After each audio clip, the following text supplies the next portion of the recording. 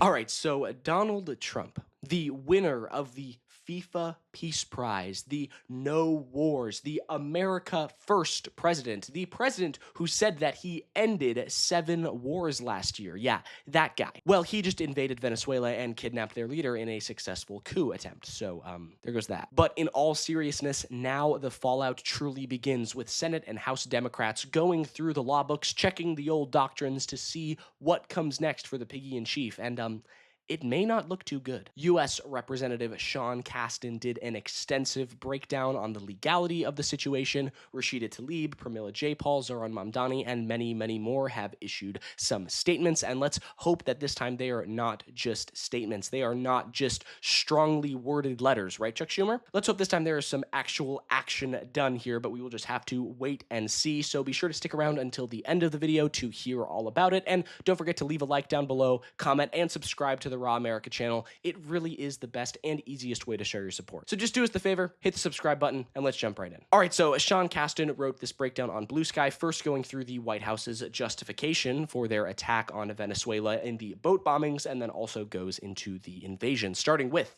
the legal justification the White House gave us for attacking Venezuelan boats in the international waters without congressional approval was weak and exposes the White House and military staff to domestic and international criminal prosecution. They have not even sought to justify strikes within Venezuela.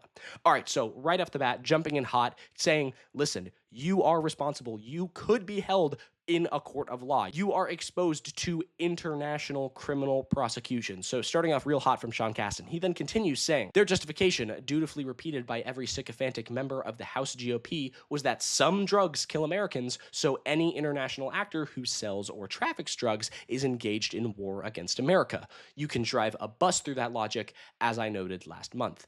100% correct. That is just insanely stupid, childlike, idiotic reasoning, right? There's some drugs that could have been potentially smuggled in through these potential boats that have these potential Venezuelan drug smugglers on them, so we're going to bomb them and kill them. Okay, that doesn't seem like the American way at all, but with Trump in charge, I guess it is. He then continues on, saying, before we left Washington last month, we were given a classified briefing by Hegseth and Rubio about Venezuela that contained no classified information other than details on the location of certain military assets that were irrelevant to the question at hand. That presentation was disrespectful of a congressional time and power at best, diversionary at worst. Moreover, as my friend Senator Kim notes, they explicitly denied this was about regime change.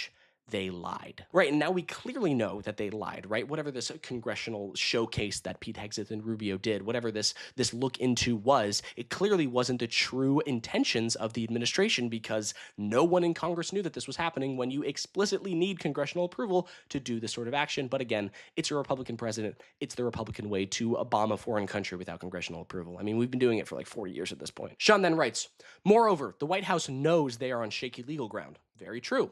That's why they're so anxious about Kelly, Slotkin, Crow, et al. Reminding our military professionals that they have no obligation to obey unlawful orders. Yeah, he's throwing it back to that video that Mark Kelly and a few others made in regards to the military being able to not accept illegal orders from those in charge. The right got super pissed about it. He's bringing it back up here. Because it's true, they are getting the ball rolling on doing these illegal invasions, and people in the military have the right to say no. That's what Sean is saying here. He then says, I have no respect for Donald Trump. He diminishes everything he touches, but focusing on him right now is like being bitten by your neighbor's unleashed, unfenced rabid dog and focusing on the dog. If we don't hold his enablers to account, we're going to keep getting bit. And I love this take here, right? Because Donald Trump really is just that unleashed dog. It's that old John Mulaney bit of the horse in the hospital, right? This guy has no filter. He has no limits. He will just keep pushing and pushing at the behest of those who are in charge, the people with the money, the billionaires, the oil tycoons, the people behind him in his cabinet, right? These are the people that keep pushing Trump, and they need to be held to account just as much, if not more, than Trump himself. Sean Casten then goes on to say certain things about how Trump got in charge, those who put him in power, the Supreme Court, his cabinet, things like that. He then ends with this.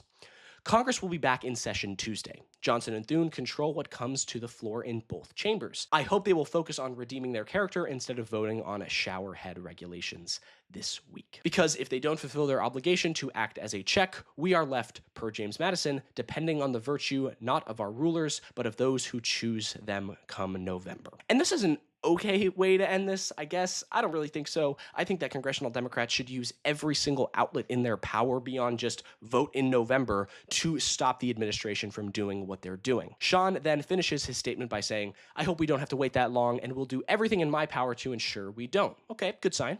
But take some optimism in the fact that this White House fears that public virtue just as much as they fear the rule of law. We are better than this. And I'd like to think that we are better than this, but Trump is president. He was voted in. So there's a lot of people who obviously agree with his ideology here. Even though invading Venezuela was a very unpopular policy, Trump is still doing it. And will he face any repercussions? We'll have to wait and see. Sean is not alone in this either. Here is Representative Pramila Jayapal talking about the brazen and illegal attacks. But listen, Marco Rubio came in, briefed Congress, told us that if they were going to attack Venezuela, they would need to come and get authorization. They would come back and get authorization from Congress. Susie Wiles, in her interview, said that any kind of strikes on Venezuela would require authorization from Congress. Multiple Trump administration officials have tried to walk away when the idea of regime change was put before them. But this is clearly what was going on. And in the description of how this happened, it was clear that they knew exactly what was happening. Listen, there is a briefing process, an authorization process for a reason. She is 100% right on the money here and expressly calling out Rubio and Wiles there, saying, yeah, they told us they would have to get our approval before bombing Venezuela, yet here we are. Venezuela bombed. Congress did not know. And they are now going to have to face the consequences of those actions, right? Hopefully at the hands of the justice system, but more realistically, knowing the Democratic Party, in the polls come November. The founders knew that going to war in any country was something that had tremendous consequence to the American people, and it had to rest with Congress. And we're not talking about a full briefing of Congress, by the way. The traditional procedure is the Gang of Eight would be briefed. There would be conversations. There would be, discussion about what the plan is for the day after. I mean, you can see there's no discussion about what the plan is for the day after. Donald Trump can't run America. Now he wants to go run Venezuela while the American people can't afford healthcare, can't afford groceries. This is not what the American people want. This is not what is constitutional. This is not what is legal. Yeah, Trump can't run one successful business that wasn't spoon-fed to him by his daddy, and he's failed America before and continues to do so. And now he wants to control Venezuela? He's barely ruining one country, and now he's trying to ruin two? Okay, dude. And now he wants to control Venezuela to enrich his billionaire buddies on the backs of the American and Venezuelan people. Because we all know what this is really about, right? We all know that this is about oil. It's oil. We're going to run the country until such time as we can do a safe, proper, and judicious transition. So we don't want to be involved with having somebody else get in, and we have the same situation that we had for the last long period of years.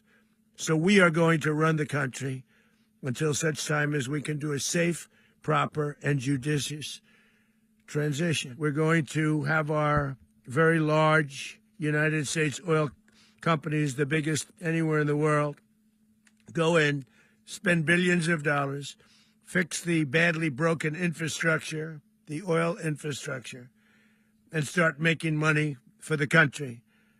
And we are ready to stage a second and much larger attack if we need to do so. Yep, right there. Trump just admits it. It's oil. We're done. Wash our hands. He just says it, right? He just says it. Invade the country, threaten more violence if we don't get our way, install a puppet regime, and exploit the country for their natural resources. Where have I seen this before? Oh, that's right. That's right. Every single country we've invaded or stuck our noses into in the past 40 years under both Republican and Democratic administrations. We've got Iraq, Afghanistan, Syria, Panama, the Congo, DRC, Libya, Kuwait. I mean, the list goes on, really. One of Trump's most vocal Republican critics in Congress, Thomas Massie, also has come out with a statement questioning the legitimacy of these acts. He writes, if this action were constitutionally sound, the Attorney General wouldn't be tweeting that they've arrested the president of a sovereign country and his wife for possessing guns in violation of a 1934 U.S. firearm law. Yeah, that's a whole other thing that we aren't even mentioning in this video, really, that Trump arrested and brought Maduro to the United States under a U.S. firearm law. kind of ridiculous there, but we're just going to move on for now. Massey also writes, AG and others legally characterize attacks in Venezuela as arrest with military support. Meanwhile, Trump announces he's taken over the country and will run it until he finds someone suitable to replace him. Added bonus, says American oil companies will get to exploit the oil. Good point. Yeah, these people are afraid of the repercussions and are trying to make the argument that this was a justifiable attack, but everyone knows what this was, right? Everyone knows that this was not justified. America had no place in bombing the country, killing innocent people, kidnapping their leader, no matter how shitty of a dude he is, especially without congressional approval. That's what this is all about. Mayor Mamdani, feels good just saying it, by the way, feels good. He posted a response on the kidnapping saying this on Twitter. He says he was briefed this morning on the U.S. military capture of Venezuelan President Nicolas Maduro and his wife, as well as their planned imprisonment in federal custody here in New York City. This blatant pursuit of regime change doesn't just affect those abroad, it directly impacts New Yorkers, including tens of thousands of Venezuelans who call the city home. My focus is their safety and the safety of every New Yorker, and my administration will continue to monitor the situation and issue relevant guidance. So I guess we will have to wait and see what Mamdani does in regards to Maduro being held in New York City and if that gets any pushback from the mayor. And when it comes time for the chickens to come home to roost, I really hope something is done about these absolute monsters, right? This barbaric pawn scum that needs to see their time behind bars. And to be honest, I just think we're all thinking what Representative Seth Moulton is saying here. I mean, is anyone going to just stop for a second and be honest? This is insane. What the hell are we doing? I mean, we've got a lot of problems in America today, and invading, occupying, running Venezuela does not solve any of them. But the world is watching, and politicians are watching and looking into everything, right? Trump wanted a break from the Epstein fallout, and now he has to juggle not only that, but his puppet regime in Venezuela with pressure on both sides. And my thoughts are with the people of Venezuela who had to go through this just last night.